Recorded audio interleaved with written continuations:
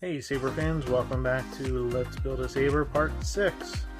So today we're going to be going over chassis, hooking up your battery, kind of wiring everything together here before we get into wiring up our soundboard to kind of everything and completing it.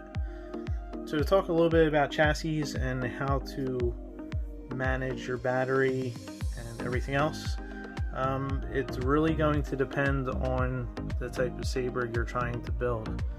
If you're making a completely custom one, then you have a little bit more flexibility to be able to do something where you can fit in the parameters of the saber.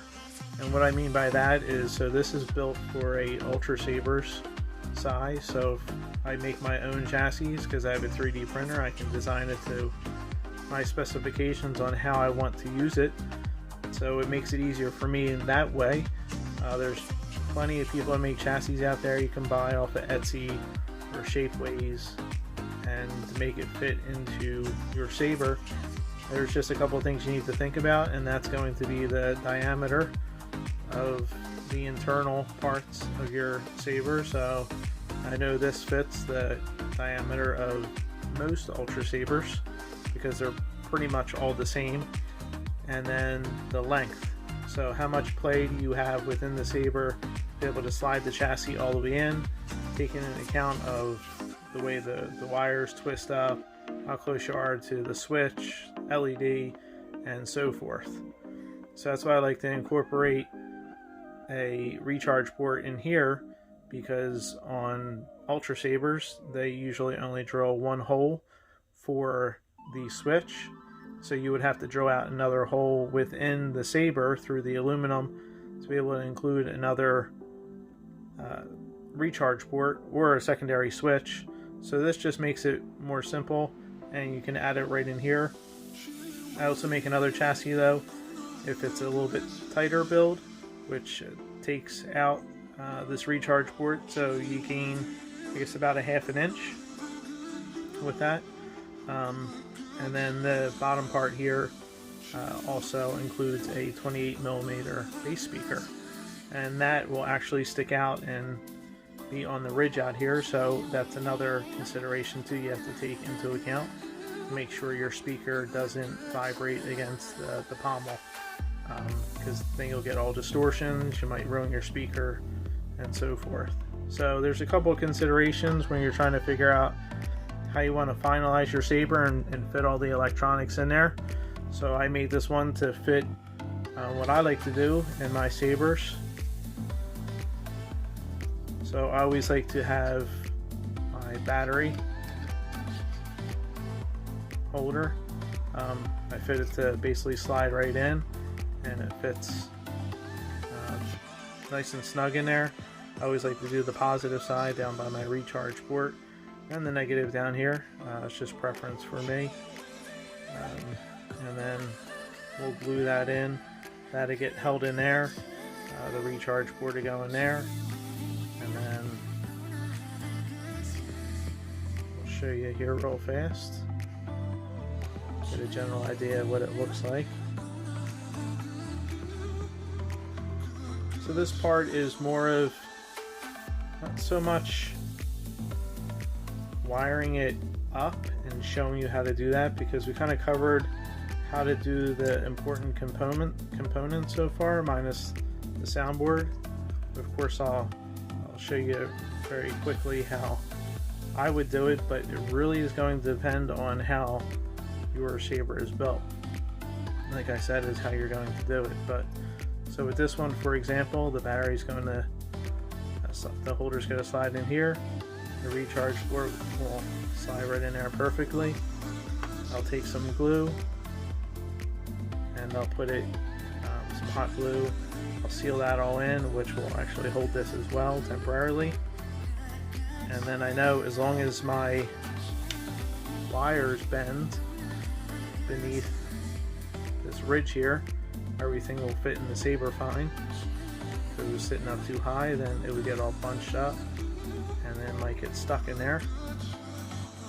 The soundboard's going to sit right around this area, and then I can wire my black, feed this right down here.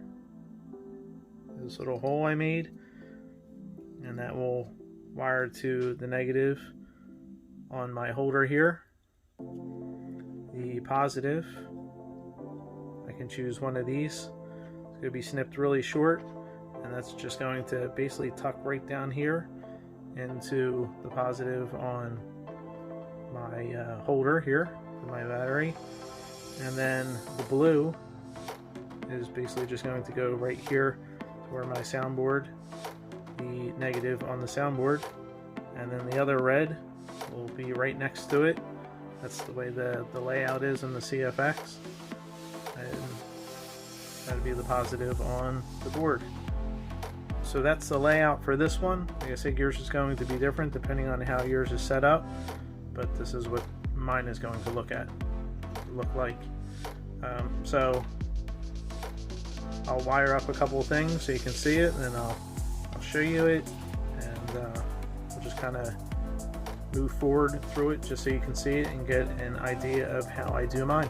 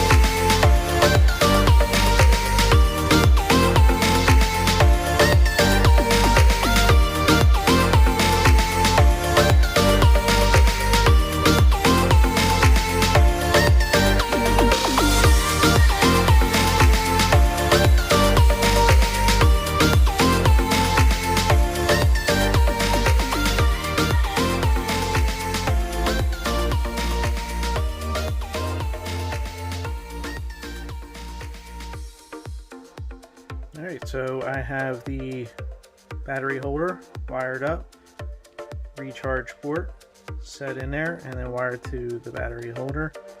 So I have my positive, my negative, and I like to leave a little extra here. I like to route my negative wire down the side. So these go down the middle. This will hug the inside of my chassis here.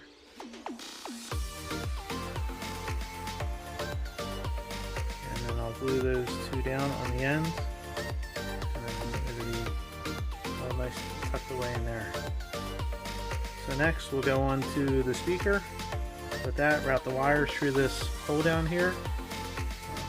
Hot glue that down on the side a little bit, and then we'll actually be ready to move on to the soundboard.